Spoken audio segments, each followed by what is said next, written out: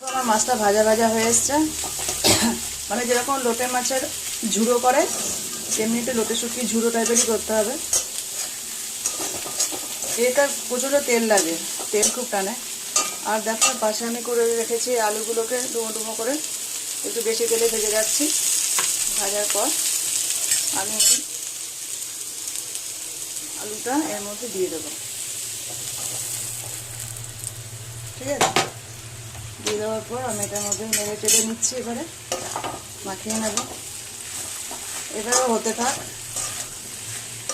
যখন হবে তখন বোঝা যাবে হচ্ছে যে আলুগুলো একটু সেদ্ধ হবে। যখন ঢেকে রাখবো এটা দিয়ে, আর জল টল কিছু দেবো না, আর তেলও দেবো না, কিছু না।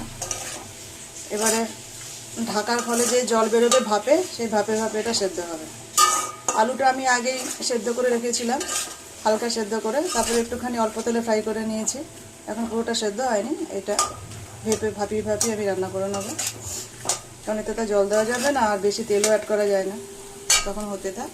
তো এই ছিল আমার এই লোটে মাছের শুটকি মাছ রান্না করার পদ্ধতি। তো কেমন লাগলো একটু জানিও। যারা খাও তাদের তো নিশ্চয়ই ভালো লাগবে, আর যারা না খাও তারা একটা স্কিপ করে যেও, প্লিজ নাক সিটকিও না কিন্তু। হ্যাঁ, আর দেখা হচ্ছে পরবর্তী নেক্সট ভিডিওতে।